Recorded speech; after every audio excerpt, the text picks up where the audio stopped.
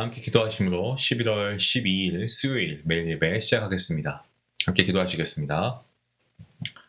사랑의 하나님 감사합니다. 오늘도 우리를 중앙교회 또 중앙가족으로 우리 믿음의 공동체로 우리를 하나님께서 불러주시고 하나님께 예배할 수 있는 귀한 아버지 교회를 허락하시니 감사합니다.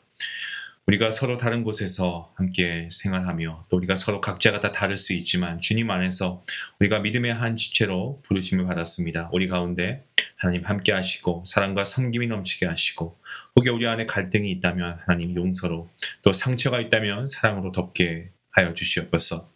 연약한 자를 붙들어 주시옵소서. 아버지 넘어지는 자가 있습니까? 주님 세워주시고 그러한 믿음의 공동체가 우리 믿음의 공동체가 중앙가족들 모두가 될 수 있기 원합니다. 함께 울고 함께 웃는 교회가 되게 허락하여 주시옵소서. 서로의 믿음을 격려하고 서로를 위해서 기도하는 성도들의 모임이 되길 간절히 원합니다.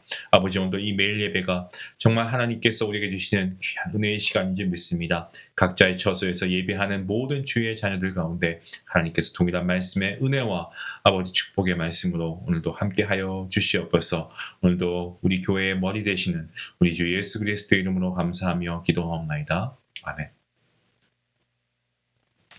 다 함께 찬송가 543장 함께 하시겠습니다.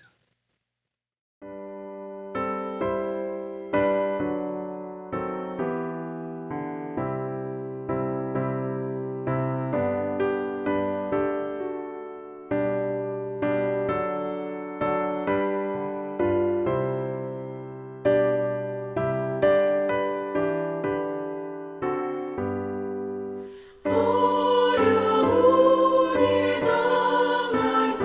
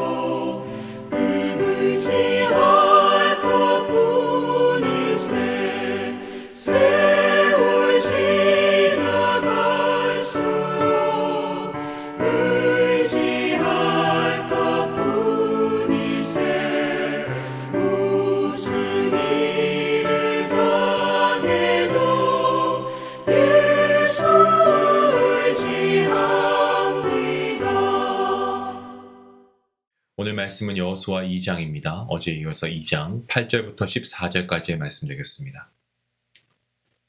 네, 함께 말씀을 읽도록 하겠습니다. 8절 말씀입니다. 또 그들이 눕기 전에 라합이 지붕에 올라가서 그들에게 이르러 말하되 여호와께서 이 땅을 너희에게 주신 줄을 내가 아노라. 우리가 너희를 심히 두려워하고 이 땅 주민들이 다 너희 앞에서 간담이 녹나니 이는 너희가 애굽에서 나올 때에 여호와께서 너희 앞에서 홍해물을 마르게 하신 일과 너희가 요단 저쪽에 있는 아모리 사람의 두 왕 시온과 옥에게 행한 일, 곧 그들을 전멸시킨 일을 우리가 들었습니다. 우리가 듣자 곧 마음이 녹았고 너희로 말미암아 사람이 정신을 잃었나니 너희의 하나님 여호와는 위로는 하늘에서도 아래로는 땅에서도 하나님이시니라. 그러므로 이제 청하노니 내가 너희를 선대하였은즉 너희도 내 아버지의 집을 선대하도록 여호와로 내게 맹세하고 내게 증표를 내라.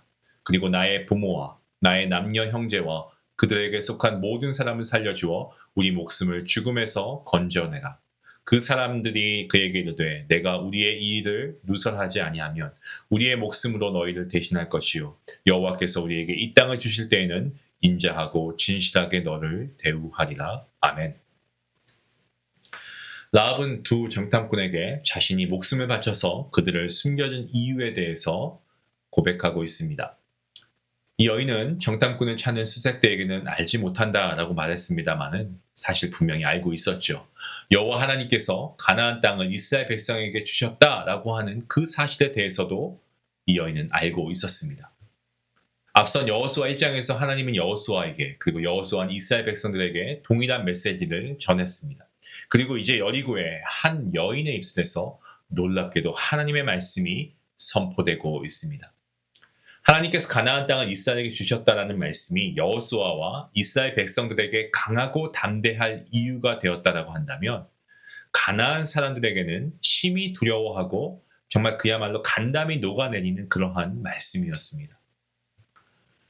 녹다, 이 간담이 녹다로 번역한 히브리어 동사는 단단히 굳어있는 흙이 비에 녹아내리는 상황을 묘사하고 있는 단어가 바로 이 녹다라고 하는 단어입니다. 가나안 사람들이 이스라엘과 감히 싸울 엄두를 내지 못한다라고 합니다.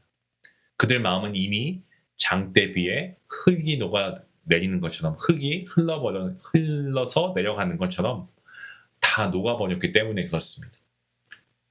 라합의 고백을 통해서 두 정탐꾼은 이스라엘이 분명 가나안을 상대로 승리할 것이다 라는 확신을 얻게 되었습니다. 그리고 그 승리는 자신들의 능력이 아니고 어떤 전략이나 전술이 아니고 이스라엘 백성들과 함께 하시는 전능자 하나님으로부터 온다는 사실을 중심으로 받아들이게 되었습니다. 두 정탐꾼의 처음 목적 뭡니까? 은밀하게 여리고를 정탐해서 어떻게 여리고를 점령해야 할지 어떤 군사적인 전술을 짜는 데에는 실패했을지 몰라도 하나님께서 라합이라고 하는 이 한 여인을 통해서 가나안 사람들의 마음 상태를 정탐하게 하셨습니다. 본문 11절 말씀을 보면 라합은 듣다라는 동사를 사용합니다. 이 동사를 10절뿐만이 아니고 11절 말씀에도 보시면 사용하고 있습니다. 이스라엘과 함께 하시는 하나님께서 행하신 놀라운 일에 대해서 듣게 되었을 때에는 그들 마음이 얼마나 두려웠는가를 증거하고 있는 말씀이죠.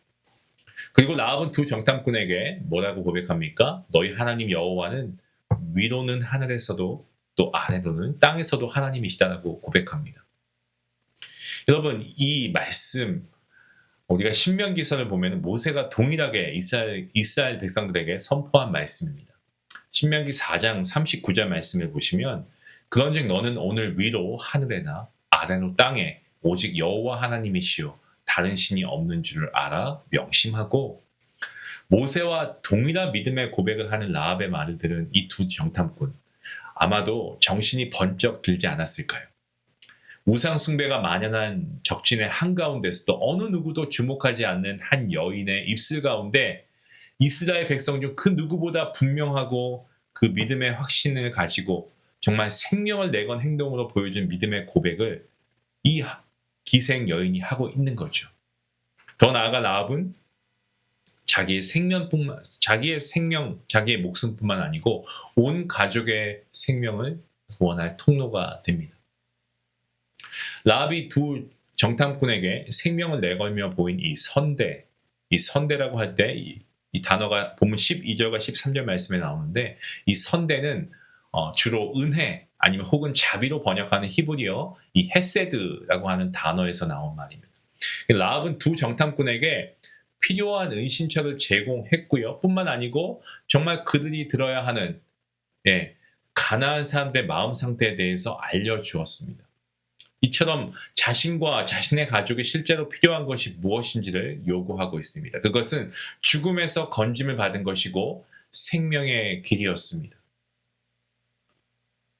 헤세드는 하나님께서 자신의 언약 백성에게 베풀어 주시는 자비와 은혜 그리고 사랑을 나타낼 때 성경에서 자주 사용하는 단어가 바로 이 헤세드라고 하는 단어입니다. 하나님께서는 누구보다 우리에게 필요한 것이 무엇인지를 알고 계시는 분이십니다. 하나님은 전지전능하시니까요. 때문에 우리에게 하나님의 헤세드를 약속하신 겁니다. 하나님의 헤세드가 없이는 우리는 결코 하나님의 백성, 이 주님의 제자로 살아갈 수가 없습니다. 우리를 차별 없이 대해주시고 정말 조건 없이 구원해 주시는 하나님의 헤세드만이 우리를 영원한 죽음에서 건져주시는 생명의 통로이고 또한 우리가 이 땅에서 살아가야 할 생명의 길인 것입니다. 오늘 본문의 마지막 절 14절 말씀을 보시면 두 정탐꾼은 라합의 요구대로 맹세합니다. 비밀이 지켜질 경우에 목숨을 걸고 라합과 그리고 이 여인의 가족의 생명을 지켜주겠다라고 보장하고 있습니다. 라합이 요청한 것처럼 그들이 라합으로부터 받은 헤세드를 보답해서 그들도 라합에게 인자하고 진실되게 대우할 것을 약속하고 있습니다. 하나님께서는 여리고 변두리의 한 기생 라합을 부르십니다. 이 여인의 생명을 내건 행동과 고백은 지금도 말씀을 통해 우리에게까지 이어지고 있습니다. 그리고 자신의 생명뿐만 아니고 가족의 생명을 구하는 그러한 통로가 되었죠. 그리고 영원한 생명이신 예수 그리스도께서 이 땅에 오시기 위한 축복의 통로가 되었습니다. 사랑하는 성도 여러분, 오늘도 눈에 보이는 것만 평가하는 이 세상 가운데 어떤 삶의 자리에 있을지라도 여러분 주님의 말씀을 듣고 그리고 우리 주변에 공경에 처한 자들을 돕고 우리가 정말 믿음의 고백을 계속해서 이어나갈 수 있는 정말 참된 그리스도인의 삶을 살아갈 수 있는 우리 모두가 될 수 있기를 주님의 이름으로 간절히 축원합니다. 기도하시겠습니다.